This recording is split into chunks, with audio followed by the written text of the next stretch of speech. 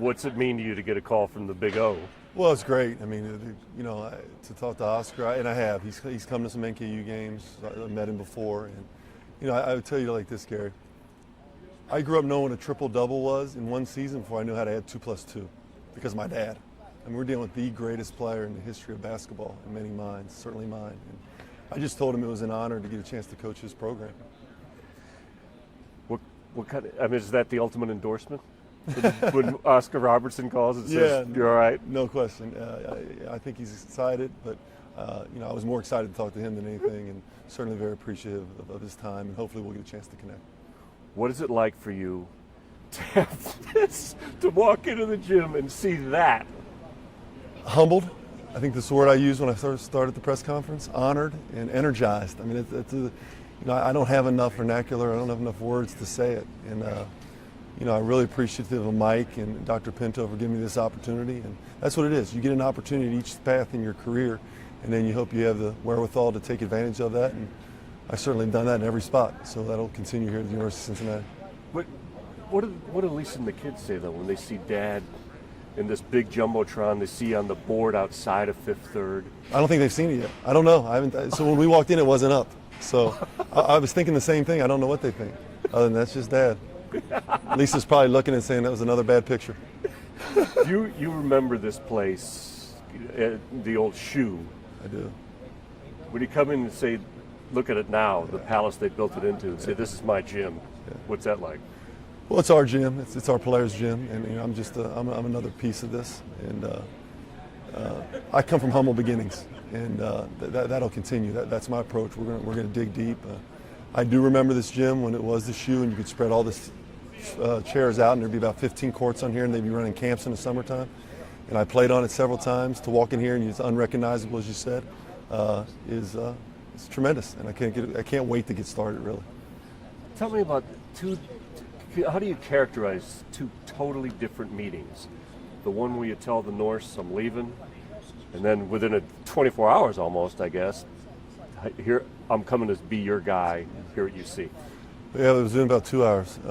Challenging on both, because you got both teams are wounded. Both are anxiety. There's angst to each meeting, and the men in Northern Kentucky have given me and my family everything they had, and I'd like to think that we did the same.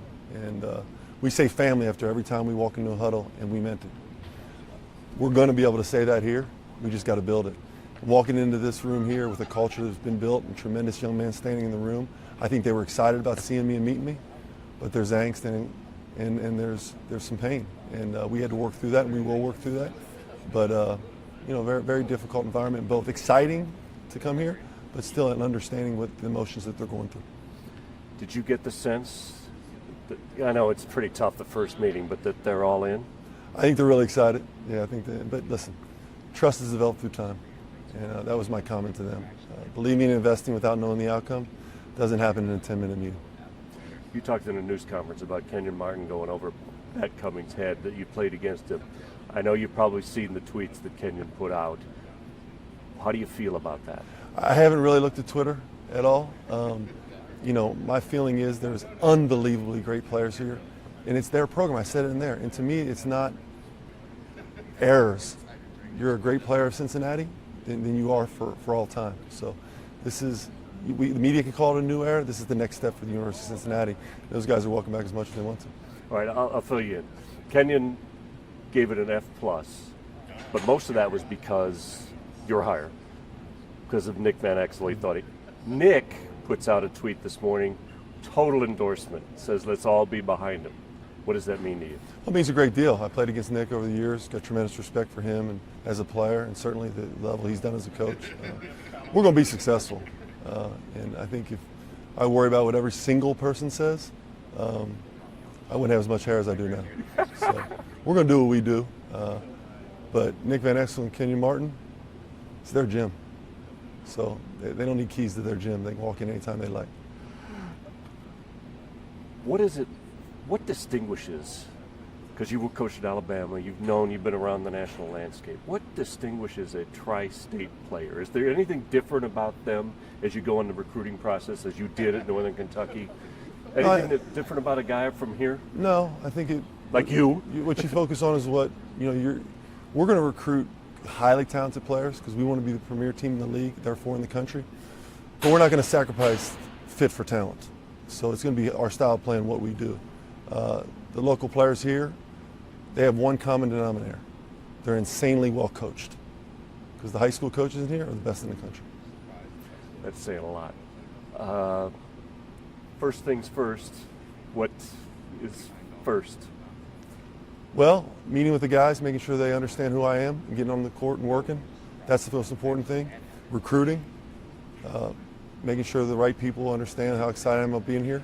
Won't be able to touch everybody as quick as I'd like to, but I'll get to it. And then you got to keep the main thing the main thing.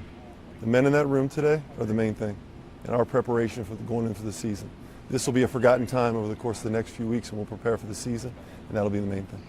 You talked in the news conference about mentors. Yeah. Who have you heard from and what's meant the most? Well, Anthony and I talked last night. Anthony Grant, who I worked with for many years, guy, he's, I guess, maybe a rival now being at Dayton. Billy Donovan, a guy who picks up the phone on game days in the NBA and talks me through some different scenarios. We shared some ideas. Well, let's say shared. He shared the ideas, I listened. And, at the end of the season this year. So different guys like that are guys I've reached out to in the course of this. But I do all the time. I do it throughout the season. And my brother's a high school coach who I think's an unbelievable coach. So I bounce a lot of ideas off him as well. That's a great core to have. As I mentioned before, this is the season of the news conference and guys switching and the carousel going on. This all happened pretty quick. Yeah. I imagine there were only certain jobs that you would leave for. Would this be at the top of that list? Yes. I was beyond excited about the opportunity to do it. I wasn't searching to leave. Plenty of opportunities have arisen over the last few years where I could have. But that's the part of working with men and working with administration like Northern Kentucky to put yourself in a position to be successful. And we'll continue to do that now.